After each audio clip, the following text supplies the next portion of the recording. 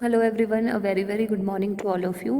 पिछले वीडियो में हम लोग हमारी 13.3 एक्सरसाइज को कंप्लीट कर चुके थे।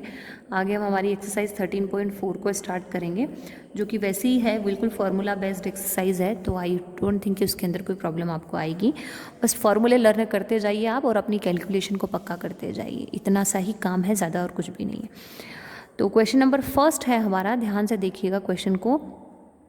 और मुझे लाइव क्लासेस के अंदर भी बहुत कम बच्चे आते हुए नज़र आ रहे हैं। एक और चीज़ जो मैं बोलना चाह रही हूँ, तो अगर कोई डाउट है या कहीं कोई प्रॉब्लम है किसी चीज़ में, चाहे प्रोजेक्ट में हो, चाहे किसी एक्सरसाइज में हो, चाहे कॉपी कंप्लीट करने में हो, या जो भी है, किसी भी टाइप की कोई प्रॉब्लम है, तो आप लोग मुझे बताइए। जब तक आप लोग मुझे नहीं बताएंगे तब तक आपकी प्रॉब्लम मुझे समझ में नहीं आने वाली है। तो प्लीज़ उसको बताइए, खुद से सॉल्व करने की कोशिश मत करिए, पूछ लीजिए, ज़्यादा बेटर है। ठीक है, तो एक्सरसाइज क्वेश्चन नंबर फर्स्ट है हमारा, find the surface area of a sphere of radius. Sphere मैंने आपको बहुत अच्छे से एक्सप्लेन किया हुआ था क्लास 8th में कि स्फीयर क्या होता है ना, जो राउंड शेप का होता है ना स्फीयर, जैसे एक बॉल है, एक फुटबॉल है, उसका शेप क्या है, स्फीयर। तो वो जो चीज़ होती है वो स्फीयर होती है।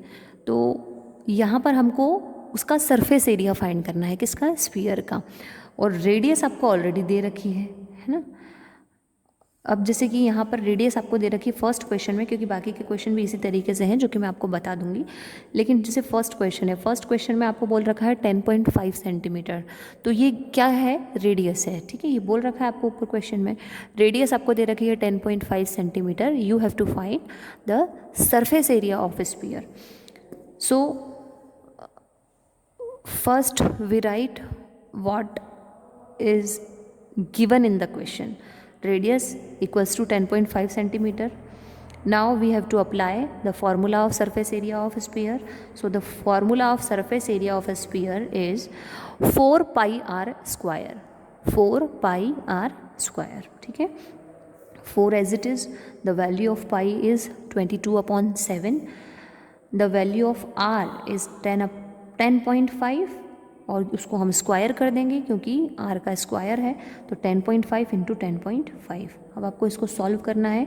So you have to remove the point.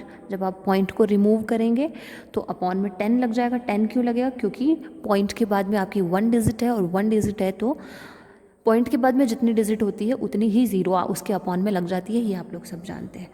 बस अब कुछ नहीं करना है, जो जो चीज़ें कट हो रही हैं इजीली किसी टेबल से, उनको कट कर लीजिए आप, और जो चीज़ें कट नहीं हो रही है उसको आप कैलकुलेट कर दीजिए। जैसे कि अब यहाँ पर लास्ट में 22 इंटू 3 इंटू 21 बच जाएगा। तो बस इन तीनों का आप मल्टीप्लाई करेंगे, वही आपका फाइनल आंसर है। सो अगेन वही चीज़ प्रूफ हो रही है क्या, जो मैंने आपसे कही थी कि फॉर्मूला और कैलकुलेशन। तो इस चैप्टर के अंदर यही सबसे बड़ी चीज़ है और मेन चीज़ है। Now our question number second, इसी का सेकंड है 5.6 सेंटीमीटर। तो वही रेडियस दे रखी है आपको 5.6 सेंटीमीटर, वही सरफेस एरिया ऑफ स्फीयर का फॉर्मूला आपको फाइंड आउट करना है, मतलब सरफेस एरिया ऑफ स्फीयर आपको फाइंड आउट करना है। तो आप उसी का फॉर्मूला हम लोग अप्लाई करेंगे, 4 पाई आर स्क्वायर। वही वैल्यूज़ पुट करते जाएंगे। आर की वैल्यू अब की बार यहाँ पर कितनी हो जाएगी, 5.6। वही तरीका है, पॉइंट हटाइए, जो कट रहा है उसको कट कर दीजिए, और जो बचा हुआ है उसको आप लोग आपस में कैलकुलेट कर लीजिए।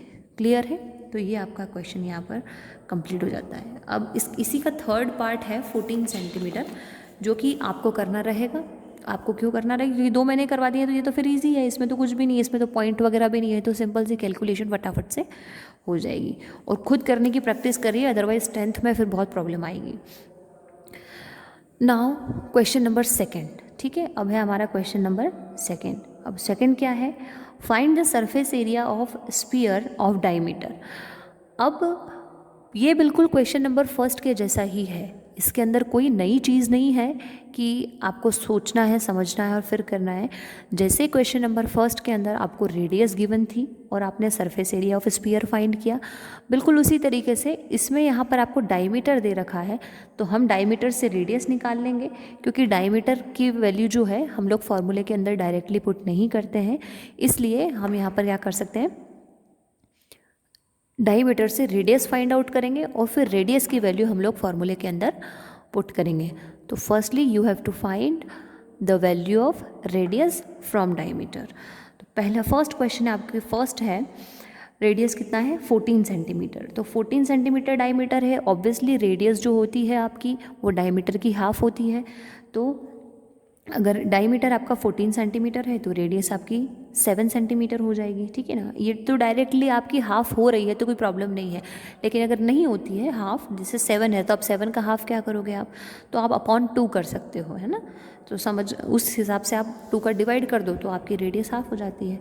फिर से वही सरफेस एरिया ऑफ स्फीयर का फॉर्मूला लगाया हमने, 4πr², 4 एज इट इज़, पाई की वैल्यू हमने पुट की यहाँ पे 22/7, r² यानी 7 × 7, 7 to 7 कैंसिल, जो भी बचा हुआ है उसका मल्टीप्लाई किया तो 616 सेंटीमीटर स्क्वायर आपका आंसर आएगा। और दूसरी चीज़ कि यहाँ यूनिट में स्क्वायर लगाना बिल्कुल नहीं भूलेंगे, इसलिए नहीं भूलेंगे क्योंकि हम लोग एरिया फाइंड कर रहे हैं, and whenever we find the area we have to apply the square in unit, है ना। सेकेंड क्वेश्चन है हमारा 21 सेंटीमीटर, डायमीटर 21 सेंटीमीटर है, डायमीटर का हाफ मतलब हमको रेडियस फाइंड करना पड़ेगी।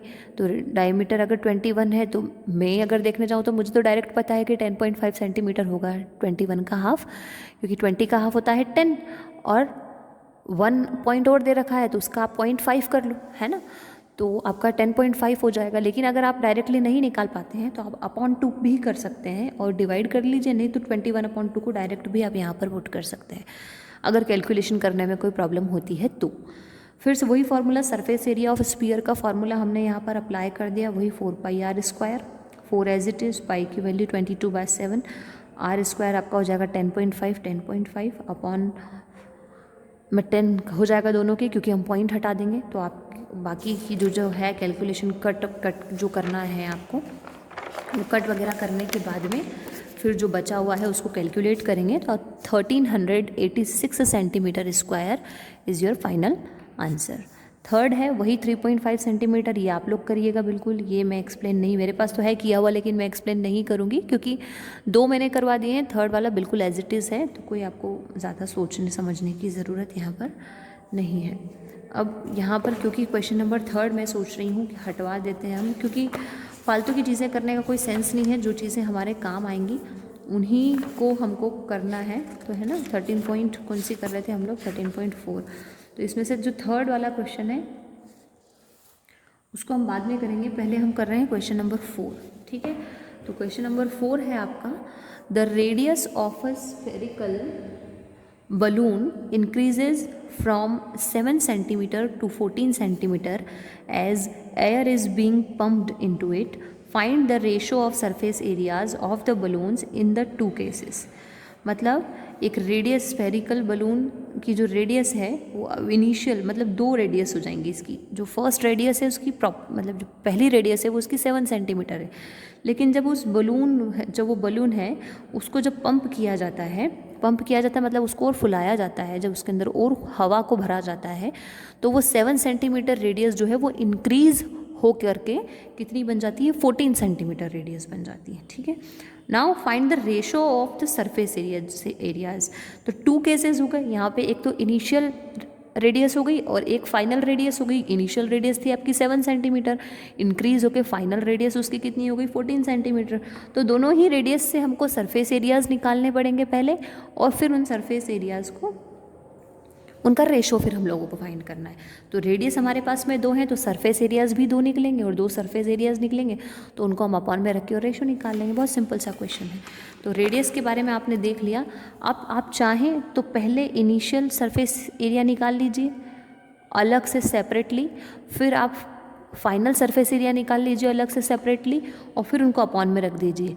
मैंने यहाँ पे डायरेक्ट करना ज़रूरी समझा क्योंकि टाइम भी वेस्ट नहीं होगा और फटाफट से वही चीज़ जो हमको वहाँ पर करनी है वही चीज़ हम डायरेक्टली यहाँ पर भी कर सकते हैं। तो आप रेशो करके इनिशियल सरफेस एरिया अपॉन में फाइनल सरफेस एरिया, तो इनिशियल सरफेस एरिया क्या हो जाएगा 4πr² और अपॉन में फाइनल सरफेस एरिया भी वही निकलेगा 4πr², क्योंकि फार्मूला तो एक ही होता है ना। स्फीयर का बलून है, बलून का शेप स्फीयर का शेप ही होता है, तो दोनों का सरफेस एरिया ही फाइंड करना है, तो फार्मूला तो दोनों के लिए सेम रहेगा 4πr²।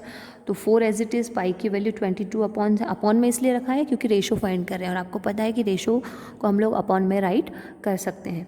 तो r² यानी इनिशियल वाली जो रेडियस है उसको रख देंगे 7 × 7, फिर 4πr², तो 4 अपॉन में 22/पाई की वैल्यू 22/7 r², लेकिन अब यहाँ पे हम 14 × 14 करेंगे।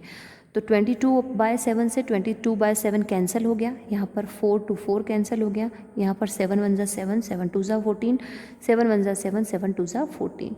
तो इधर ऊपर तो कुछ नहीं बचा, 1 बचा, और इधर नीचे 2 × 2 यानी 4 बचा।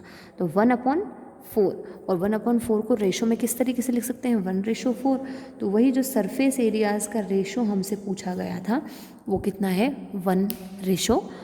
आई होप कि क्लियर हो गया होगा। इसको आप अलग अलग इंडिविजुअल भी कर सकते हैं कि पहले आप इनिशियल सरफेस एरिया निकाल लीजिए, फिर आप फाइनल सरफेस एरिया निकाल लीजिए, और फिर एक दूसरे को अपॉन में रख दीजिए। ये भी कर सकते हैं डायरेक्टली, और नहीं तो आप इस तरीके से भी कर सकते हैं। जो मेथड आपको इजी लगे उस तरीके से आप कर लेना, ठीक है। तो अभी फ़िलहाल के लिए तो मैं इतना ही करवा रही हूँ। ये 3 क्वेश्चंस मैंने आपको करवाए हैं, कुछ 1-2 इसमें से मैंने होमवर्क में भी बोले हैं प्रैक्टिस करने को। तो आपका आज का होमवर्क तो यही रहेगा कि आपको ये 13.3 तक का अगर आपका कोई रह गया हो कुछ तो वो कर लेना। एग्जाम्पल्स करना बिल्कुल नहीं भूलेंगे, फॉर्मूले पक्के लर्न करेंगे, और कैलकुलेशन पक्की करेंगे, क्योंकि जो आपको आगे भी क्लासेस में काम आने वाली है, ठीक है। तो इनको कंप्लीट कर लीजिए, 13.4 को सॉल्व कर लीजिए अच्छे से। मेरे साथ साथ चलेंगे तो ज़्यादा बेटर है, copy hand to hand complete करते जाएंगे तो बहुत ही बेटर है ना। बाद का काम फिर होता नहीं है और फिर भूल जाएंगे, कोई मतलब नहीं निकलेगा। हैंड टू हैंड प्रैक्टिस करेंगे तो सारे क्वेश्चंस क्लियर भी रहेंगे और आपको अच्छे से समझ में भी आएंगे, और कैलकुलेशन भी पक्की रहेगी। फिर भी अगर कोई डाउट है या जो भी है तो आप लोग लाइव क्लास के अंदर यहाँ पर नेक्स्ट डे पूछ सकते हो। लाइव क्लास डेली लग रही है, तो अगर कोई प्रॉब्लम आती है किसी भी चीज़ में तो वहाँ पे पूछ लीजिए, और जल्दी से जल्दी प्रोजेक्ट कंप्लीट करिए। अगर किसी के प्रोजेक्ट कंप्लीट नहीं हैं तो उनको कंप्लीट कर लीजिए। जिन्होंने स्कूल से नहीं लिए हैं वो स्कूल से प्रोजेक्ट ले लो, क्योंकि 7 या 8 डेज़ के अंदर आपको प्रोजेक्ट कंप्लीट करके और सबमिट करना है, ठीक है। उसके मार्क्स रहेंगे मेन एग्ज़ाम में, इसलिए आपको कंप्लीट करना बहुत ज़्यादा ज़रूरी है, ठीक है। Okay, thank you.